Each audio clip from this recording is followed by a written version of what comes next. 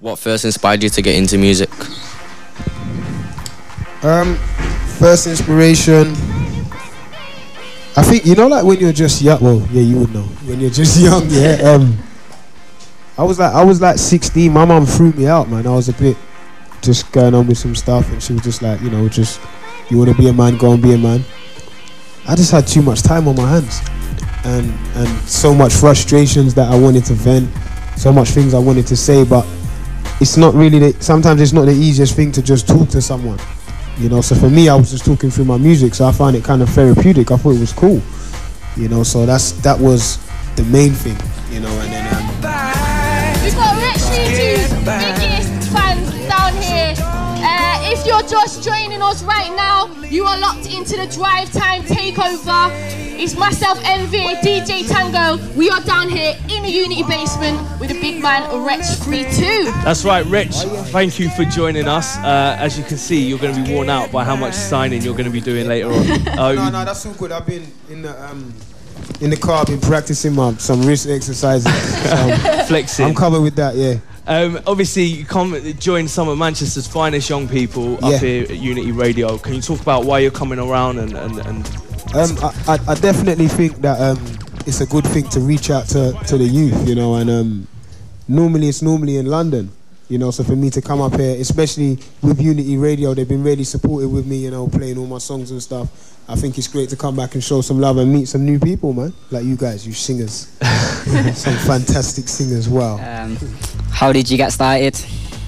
I got started with this guy. He goes by the name of Caliber. You know, I was like 17 years old, and he was just like, you should just try and write a lyric, man. You're pretty funny, cool, just write something and see what you can come up with. So I just started messing around. My first lyric was actually pretty weird. I had a very great imagination back then. But yeah, it was cool. And then, you know, as I got better, I got more, you know, more confidence. And then I started trying different things, writing songs, you know, writing featured verses for other people and choruses and stuff. And then I just kind of progressed from there. Do you remember that first lyric? Is it clean for radio? Nah, it's not clean. Is it broadcastable? Nowhere near clean, nowhere near. It's probably the worst censored lyric I've ever wrote. I can see parents and stuff. Hi, Mom. I ain't even gonna try and, yeah, I'm a good role model. I ain't trying that one in there. Best behaviour. Oh, yeah. That's what I've been told. So we've got the cream of the crop right now. We've got Ellie and Emma from the Young People's Breakfast Show. So what have you got to say to Wretch? Where did you, like, why did you write Don't Go? Don't Go.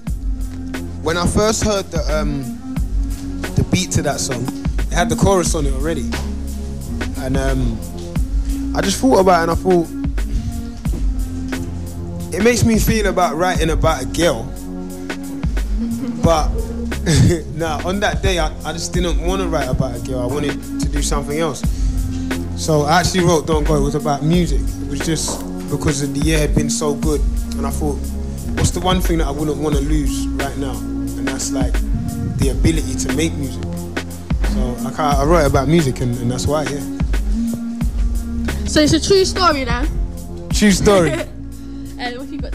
What was the inspiration behind your album? Reality, real life. Just my album is the biggest honest piece of work that I've done to date. You know, I think I've honestly, literally put everything in black and white. There's nothing that you wouldn't know. You know, there's no gaps. You kind of get to know me and the true me and being very honest at the same time. So the inspiration behind that was just life, real life.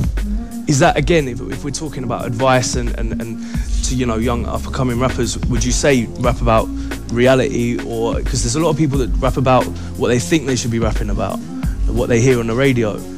Should they rap about, is it easier, safer, a better bet to go about what you know? It's the funny thing is, yeah, when it comes to creativity, it's hard to put limits on it, because some people are always going to be more imaginative than others. You know, so if I was to say you should only write about what you've been through, then someone might not have been through anything, but his imagination's so wild, he can create situations that haven't actually happened and write about them.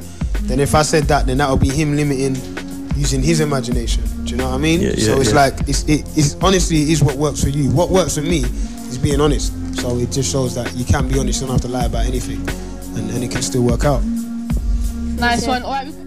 Why did you choose the name Wretch 32? It's a popular question, isn't it? It seems like there's going to be some super answer, ain't it? It's not. Growing up, I was quite naughty. That everyone used to call me a wretch because I was skinny. So, why are you laughing? I'm not skinny anymore. Am I? Yeah. So everyone used to call me a wretch, and then 32. They're just lucky numbers. It's just something that like I just thought it'd be cool to have Wretch 32 with numbers at the end. I didn't ever know I was like gonna be big, so I didn't really think about it before. If I did, I'd have changed it. It'd be like Wretch Superior, or something like that. But I didn't know, so yeah. It's me. Do you still listen and support to upcoming artists, unsigned artists? I still listen and support them. Yeah. Yeah, of course, yeah. On my tour, there's some up and coming unsigned artists. We got Sincere on my tour. He's not signed. TZ. Duchess, a girl group. I think when artists are unsigned and unheard, I think that's when they make great music, because they're honestly just trying to please themselves, and there's no restrictions and no one's told them what to make, or you got to make something like that. You just went in the studio and made whatever your heart told you to make. So I think it's always good to give a listen, man. Nice one. So a lot of these young people are artists down there. Have you got a question for Wretch? Who inspires you musically? Musically, I really like Labyrinth right now. He's quite mad, but there's some bits that ain't out that everybody hasn't heard yet, that I've had the benefit of hearing. Emily Sunday, she's like, I love her, yeah. We love a bit of Emily Sunday on the breakfast show, don't we? Too much. I know all the words. I've all the words. I sing along. I won't do it now. I've heard. So we should put him on the spot, innit? No. Next question. You're gonna put him on the spot. He used to be an MC Flame. No, so who's got another question? Whoa. Let's we don't want to go there. Really. Yeah, let's move to another question. Who else? Yeah, Emily Sandy. I really like Kanye West. I think he pushes the boundaries a bit. I like Tiny as well. There's quite a lot of different people that I take inspiration from, man. Is there anyone you want to work with next? Like, if obviously they're the people you're feeling like, do you want to do the collaborations with them? Do you want to? Yeah, I want to work with Jessie J, man. Yeah, that'd be a big collab. I want to work with Jessie J. What kind of work are we talking about here? Strictly musical. MC, what's the MC Flames? No, nothing. That was like 10 years ago. Can we leave that alone? What's the new name? What's the name today? I can't believe you put me on blast, Evie. Just Tango, and just the DJ now. So it's fine. Do I know why he was called MC? Yeah. Because he's got ginger hair. Right. So next question. Should be called Ed Sheeran. He's in disguise right now. What's your question, Wretch? What path did you follow in order for you to make the transition from basically being unsigned to the public figure you are now? I kind of just, to be honest, there isn't a specific path. Like, everyone's kind of path's been different, but in everyone's path there's been hard work. Do you know what I mean? So I think the funny thing to say is the best path to follow is the hard working path. Just working hard, and that's the path. In regards to getting a deal, it kind of got to the stage where we was already doing shows. We could sell music because people were buying it, and we were doing everything that sign acts were doing, but just not at the highest of heights. So when you walk into a label, it's a different situation, because instead of having someone at 0, they've got someone who's at like level 5, and they're just gonna take you to 10 with the money. Do you know what I mean? So we already had a fan base, we already had music out there, we already had people on YouTube and stuff. So half their job was already done. So that's kind of what encouraged them to say, okay, cool, you're already there. If we just come and add our little sprinkle, we're gonna take you to there. So yeah. In 2011. how important is the YouTube and the Twitter and the Facebook and that viral marketing? I think it's the most important thing. I think that nowadays, when you're like one tweet away from anyone in the world, you know, or you can upload your video, and nowadays I think everyone's getting so creative as well, and I think that's a good thing because it's about being creative. It's about being a little bit different, and sometimes I've come across some random stuff, but some people have got great ideas. Like I search my name sometimes, not all the time. Yeah, and sometimes stuff that comes up ain't even me. It's just someone that's just put my name in, but it makes me click it. Like, well, let me check this guy out, but they're not really ever good. But if it was good, I'd have thought, oh, that was a cool one. I might have tweeted it, and then from there, someone else might have seen that. It gets on SB, gets on it. Do you know what I mean? No, but I'm just saying, it's just about creative, cheeky things. That was pretty. I thought that was cool. So do you reckon? I mean, you talked a lot about how artists now coming in at labels, sort of like halfway there already. Yeah. Obviously, the record industry's changing a lot right now. Do you reckon that a lot of people kind of see that as a negative for an artist, but do you reckon like it is a negative, or do you reckon that the power's kind of in the artist's hands now?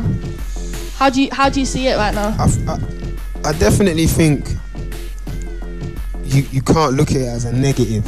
You gotta look at everything as a positive almost, in a weird way, because it just is what it is. Like when you just look at a situation for what it is and take it as that, you get a better understanding of it and you know how to handle it. So if it means that music ain't selling as much as it did 10 years ago, it just means that you're gonna need to make more money off your live show. So that means you need to build your value as a live artist. It just kind of makes you change your hustle and change your game a bit. So like artists are branching out a lot. I've noticed some of your boys wearing a bit of the Wretch 3-2 gear. Yeah. So is that another level that you think artists are doing? What's going on with your clothing range? Yeah, I definitely think that when you're in the light, you can try and do stuff, and you can take advantage. I call it of being in certain positions. If my merchandise, I haven't really gone too hard with pushing it. You know, it's just, for me, it's just like some people are just fans, and they just like cool stuff that look cool. So I don't like majorly push it. It's like if you want it, you want it, kind of thing. Yeah, we're feeling it. When am I picking up my jacket? Well, that's the thing. We're going to talk about that after Hey You're 16. Oh, should we sort that out? Yeah. After, yeah. Oh, good. You talked about the negativity on Twitter and things like that, the way people can actually, you know, through Twitter now get at you easily. What do you do when you see a negative comment about yourself? Do you just laugh it off? Do you take it on board? How do you work with? I laugh it off, man, because there's so many good ones that I don't get to respond to. To respond to one negative one, like I'll be a fool to do that. You know, when there's some people that say some incredible stuff when they tweet me. So people send me pictures of tattoos and stuff of like my name or my lyric and stuff like that. You know, so for me to focus on negativity on Twitter, it just doesn't really make sense. So there's no doubt that you are big Wretch 3-2 fans. What did you want to ask him? Does it affect like your background, where you're from? Does it affect the music industry? Like, is it easier if you're from like a certain background or where you're from? Nah, not really. I think it just depends how good your songs are. There's different fights that rap music has to fight right now, and I won't go mad deep into it, but it is a bit harder, you know, depending on how dark or how hard your sound is to get on everything, you know. But you know, we've been doing incredible things, you know, as a unit, as an urban scene this year and last year and the year before. I think everyone's really shined and really showed that we can compete with the likes of any other genre, and I think that's what's important. Nice one. Do you want to say your name and your question? Hi, I'm Abby. I was just going to ask you, why do you think it's so hard for British artists or rappers to break America? I don't think they care about us enough. I think they care about us when they come to England. It looks cool. Like, yeah, let's roll with who's hot in England when we're in England. When they get to America, it's just about America. And I think it's only until we start doing the same thing back to them that they're going to start respecting us. So when they come over here, it's like, it's not really about going super mad, you know, because unless the love's going to be the same overseas. So, yeah. Growing up, did you have a lot of racism to face up towards? Racism. Yeah. Not really, you know. I'm from Tottenham. It was more. It's a lot of black people in Tottenham. So yeah, nah, not really. I haven't really been faced with lots of racism. Nah, it's been cool. Nice one, cheers for that. So it's just the final question now from new people. How did you get involved in the music industry? Like, how? I kind of just started writing, you know, and when I started writing, I just kept going, kept developing. Made a few CDs, and then when I thought it was ready, I kind of took it to the places where I needed to get to in order for me to get more exposure. And then they kind of just kind of let me in and kind of helped me out a bit. You know, a few DJs, a few journalists were quite interested, and yeah, that's what kind of got me in, just my CDs and my work rate. Nice one. All right, so we're gonna leave it there.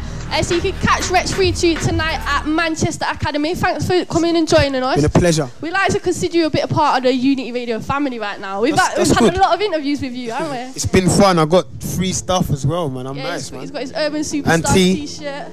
You got a cup of tea. So yeah, is there any tickets left for tonight? Do you know? Nope, sold out. Sold out. You snooze, you lose, people. If you've not got a ticket, you are missing the hottest night in Manchester. So yeah, do you want to make a bit of noise for Wretch 3-2, people? Oh yeah.